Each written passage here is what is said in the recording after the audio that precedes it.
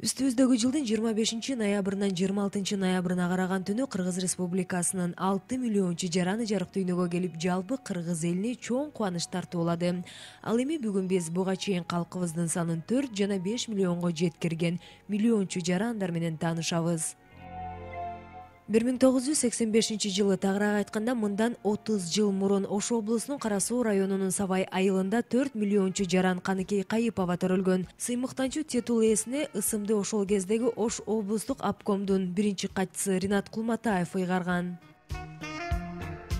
Каныкей чабандардын жардамчылары болуп эмгектенген, үй бүлөдө жарык дүйнөгө келген. Атасы Таштан Кайыпов экинчи топтогу майып, учурда пенсияда. Апасы Турдукан Солтоева үй кожойкеси. Паланчанын кызы ушундай 4 миллион жолу туулган, буга машина берген, үй берген, азыр дагы машина бериптир, үй бериптир дешет. Өзүм тууралуу ушундай сөз угам, бирок унчукпай кете берем. Ошо бир маршрутта кетип атып эле угупчу, кошуналардан деле угам ошол сөздү. Буга машина берген, раса байып жашап атат азыр дешет да. Каарманыбыз төрөлгөндө өкмөттөн үй жана авто унаа берилет деген убада кылышкан. Бирок ал убадага 17 жылдан соң гана журналисттердин кийлигүүшүсү менен көңүл бурулуп, өкмөттөн 6 соттук жер тилкеси бөлүнүп берилген. Муну менен катар Ош шаарындагы медициналык колледжге бюджеттик негизде окууга шарт түзүлгөн. 6 миллиончу жаран төрөлгөн соң 30-ноябрда өкмөт башчы Темир Сариев Каныкейге жолугуп, ага 50 000 сом акчалай жардам көрсөттү. 5 миллиончу төрөлгөндөн кийинчи эмне берди, эмне кылды, сурады да ушундай.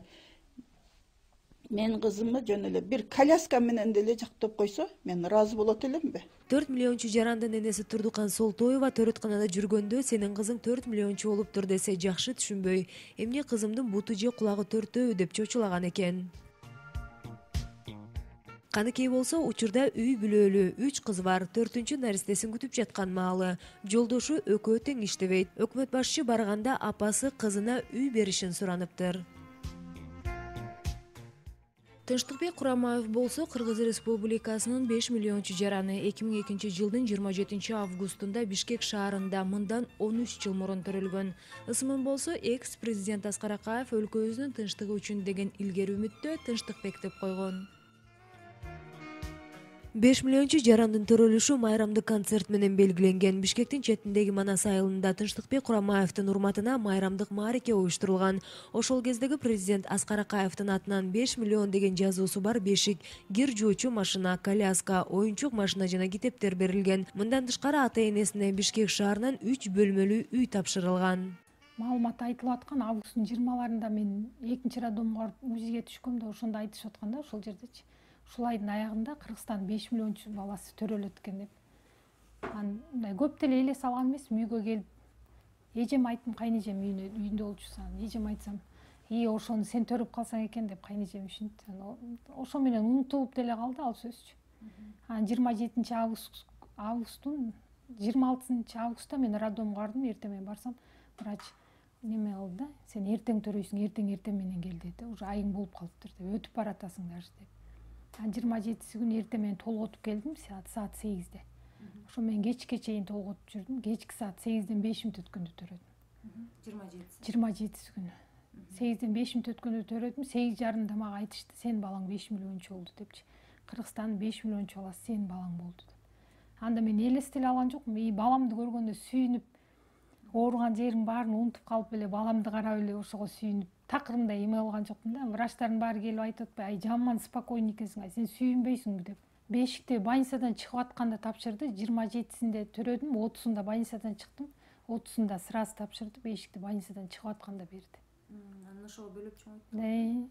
40 күн болгондо бөлөдүк, бизде Таласта 20 күндө эле 40-ын чыгарып коебуз. 20 күндө эле бөлөп койдук.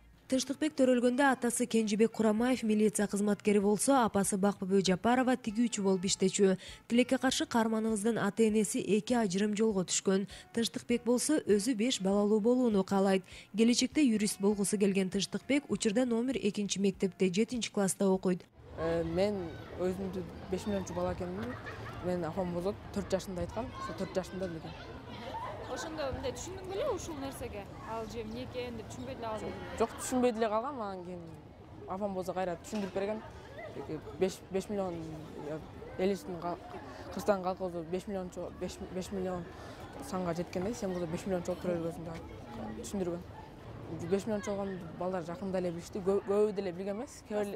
Эң да биринчи класс маштабы окугандарым эле билбесе атат, көбү деле билген эмес. Мен эки бир тууганым, менин кичинекей карындашым бар, ал деле ушу мектепте окуйт, 4-класста.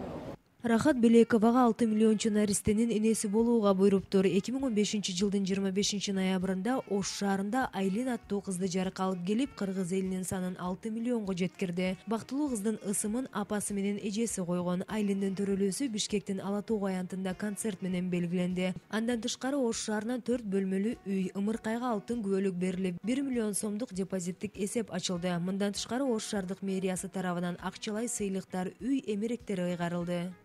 Анан эң чоң сүйүнчүсүн атасына берейин, атасына да. Келмакей. Өзү дагы полковник менен генерал болсун. Анан эми муну менен токтолуш керек. Мынакей Рахат